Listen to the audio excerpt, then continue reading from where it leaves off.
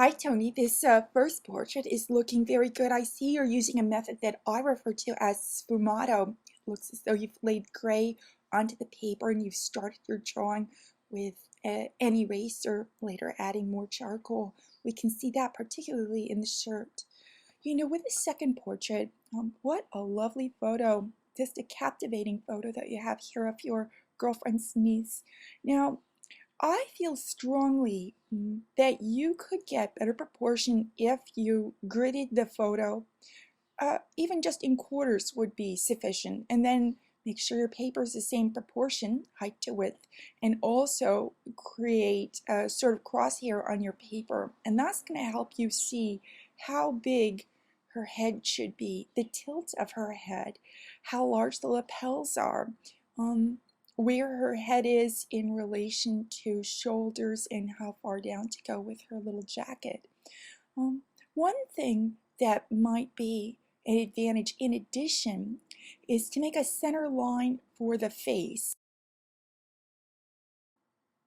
Christina, what a lovely drawing of the baby here. You know, I like the three-quarter view, and that the mouth is open suggests that this is the sort of pose that's best done from a photo. Also, babies are squirmy. They won't sit still. So a photo's a good way to work on a portrait of a baby. A couple of little things that you might like to look at here would include softening the darks for the pupils and the nostrils, and maybe looking for a shadow under the lower lip and above the chin. Now let's take a look at the other portrait. I can see you're working hard to get the neck and the shoulders attached to the portrait, to the image of the face. I feel here, you know, if you look at the eyes, you could learn something from the way you've drawn the baby. Notice that the upper lid usually eclipses the iris. Also, observe with a frontal portrait, you're going to have about space enough for a third eye between the two eyes themselves, but there'll also be room on either side.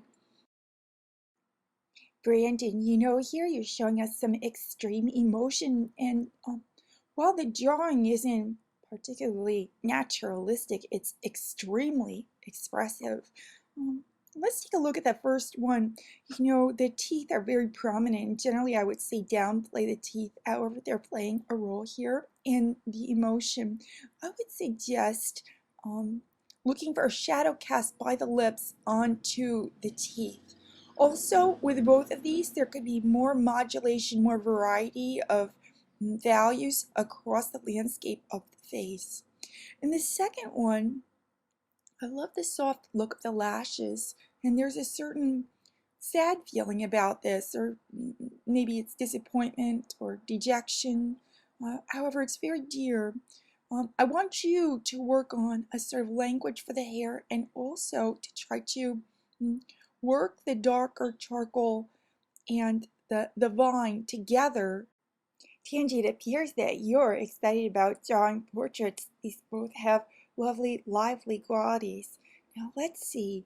For a suggestion, boy, I like to see you using more value across the face.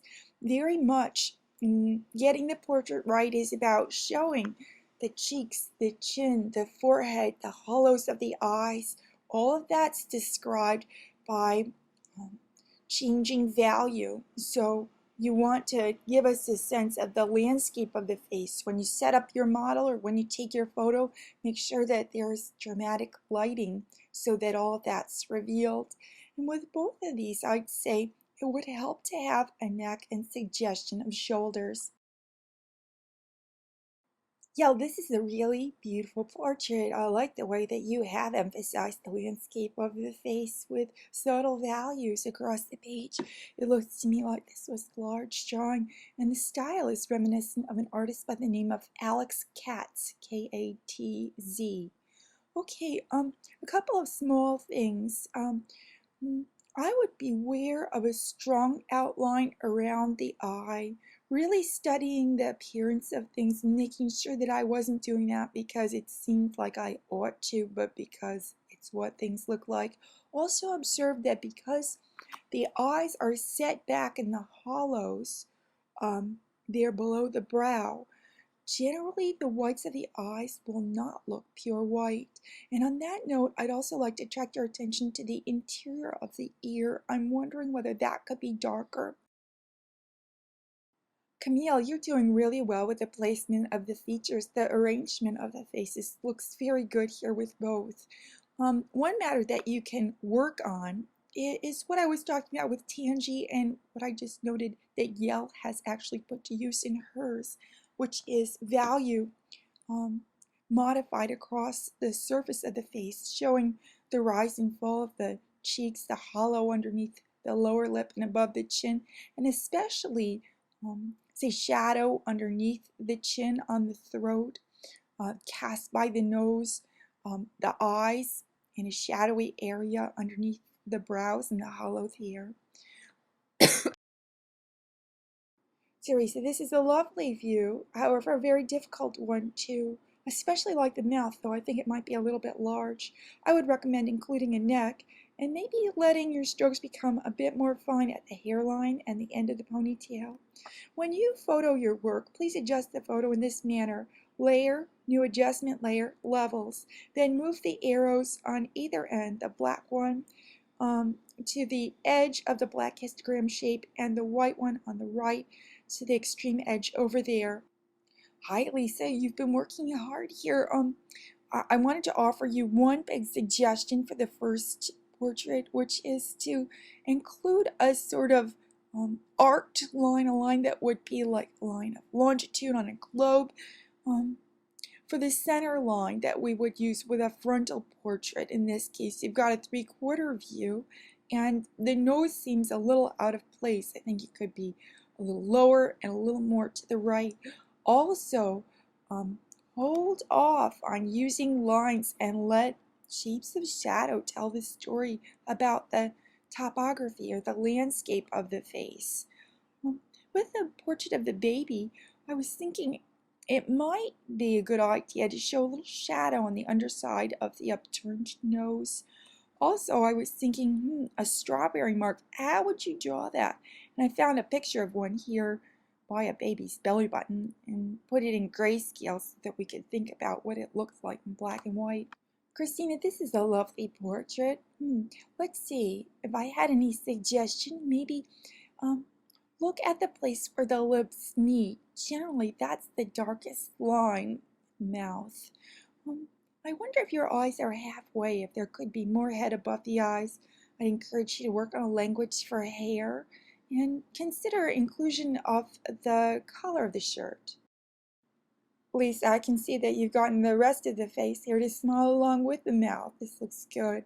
I'd still encourage you to look for shadow on that plane on the underside of the nose that's parallel with the floor, and maybe look for a greater slope to the shoulders or the shoulder on the right side.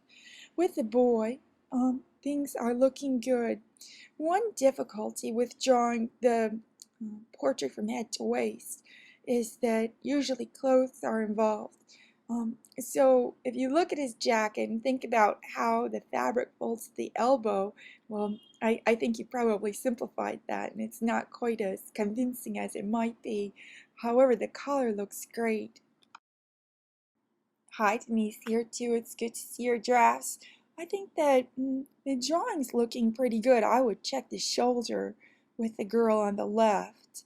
And then, as I've been telling your peers, the business here is to show the topography of the face, to show light on the cheek and shadow under the nose, under the lower lip, and get comfortable working with charcoal. Well, hi Melissa. I really like the turned shoulders as I mentioned before with this portrait. I'm wondering what your scale is. Are you drawing on a small scale? Because sometimes it can be hard to get in there and attend to details. I do like the way that the far cheek has been modeled. Check the chin. I think the shadow goes under the lower lip and above the chin. With the second drawing, it really does appear that this is a modification of the first, and the assignments are distinct and different. You should have two separate drawings.